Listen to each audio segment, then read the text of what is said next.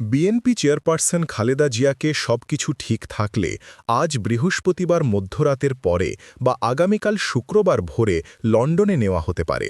তার চিকিৎসায় নিয়োজিত বিশেষজ্ঞ চিকিৎসকদের পরামর্শের ভিত্তিতেই তাকে বিদেশে নেওয়ার সিদ্ধান্ত চূড়ান্ত হয়েছে। এভারকেয়ার হাসপাতালে সাংবাদিকদের সঙ্গে কথা বলতে গিয়ে চিকিৎসক জাহিদ হোসেন এ তথ্য নিশ্চিত করেন। খালেদা জিয়ার উন্নত চিকিৎসার জন্য কাতার এয়ার অ্যাম্বুলেন্স দেওয়ার প্রস্তাব জানিয়েছে বলে কূটনৈতিক সূত্র নিশ্চিত করেছে। গত ১২ দিন ধরে খালেদা জিয়া এভারকেয়ার হাসপাতালে চিকিৎসাধীন। হাসপাতাল সূত্র জানায়, অধ্যাপক শাহাবুদ্দিন তালুকদারের নেতৃত্বে দেশি বিদেশি বিশেষজ্ঞদের সমন্বয়ে গঠিত মেডিকেল বোর্ড তার চিকিৎসা পরিচালনা করছে।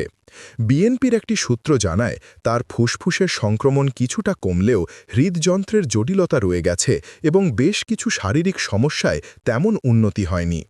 গতকাল চীন থেকে ৪ জন বিশেষজ্ঞ চিকিৎসক এসে মেডিকেল বোর্ডে যোগ দেন।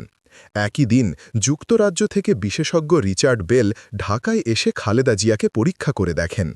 এর আগে গত জানুয়ারিতে তিনি উন্নত চিকিৎসার জন্য লন্ডনে যান এবং ৪ মাস চিকিৎসা শেষে দেশে ফেরেন। ২৩ নভেম্বর শ্বাসকষ্ট দেখা দেওয়ার পর তাকে হাসপাতালে ভর্তি করা হয় এবং পরবর্তীতে সিসিইউতে স্থানান্তর করা হয়।